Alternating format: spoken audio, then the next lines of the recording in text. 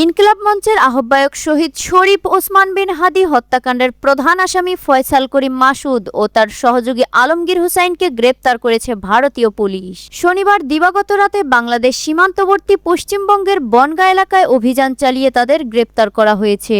আজ রোববার পশ্চিমবঙ্গ পুলিশের স্পেশাল টাস্ক ফোর্সের এক সংবাদ বিজ্ঞাপনে এসব তথ্য জানানো হয়েছে।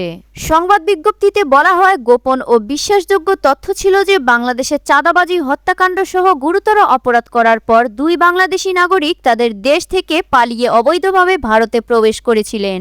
সুযোগ পেলে তারা আবার বাংলাদেশে ফিরে যাওয়ার উদ্দেশ্যে বনগাঁ সীমান্ত এলাকায় আশ্রয় নেওয়ার চেষ্টা করেছিলেন।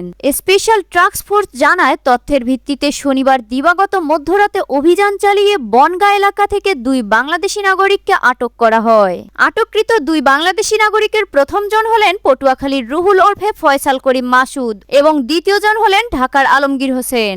সংবাদ বিজ্ঞপ্তিতে বলা হয়, দুইজনকে প্রাথমিক জিজ্ঞাসাবাদে জানা গেছে রুহুল ওরফে ফয়সাল করিম মাসুদ সহযোগী আলমগীর হোসেনকে নিয়ে বাংলাদেশের রাজনৈতিক কর্মী শরীফ ওসমান হাদিকে হত্যা করেন এবং পালিয়ে যান। তারা মেঘালয় সীমান্ত দিয়ে অবৈধভাবে ভারতীয় ভূখণ্ডে প্রবেশ করেন।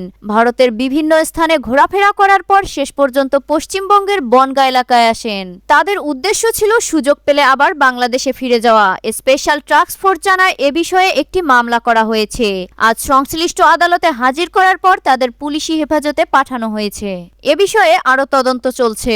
ইনকিলাব মঞ্চের আহ্বায়ক শরীফ ওসমান হাদি ঢাকা ৮ আসনের স্বতন্ত্র প্রার্থী হিসেবে নির্বাচনে প্রতিদ্বন্দ্বিতা করতে চেয়েছিলেন। এজন্য তিনি বেশ কিছুদিন ধরে গণসংযোগ করে আসছিলেন। গত বছর 12ই ডিসেম্বর জুমার নামাজের কিছুক্ষণ পর রাজধানীর পুরানো পল্টনের কালভার্ট রোডে রিকশায় থাকা ওসমান হাদিকে গুলি করে দুর্বৃত্তরা। তাকে মাথায় গুলি করার পর সন্ত্রাসীরা মোটরসাইকেল নিয়ে পালিয়ে যায়। পরে ওসমান হাদিকে উন্নত চিকিৎসার জন্য সিঙ্গাপুরে নেওয়া হয়, যেখানে 18 ডিসেম্বর তিনি মারা যান।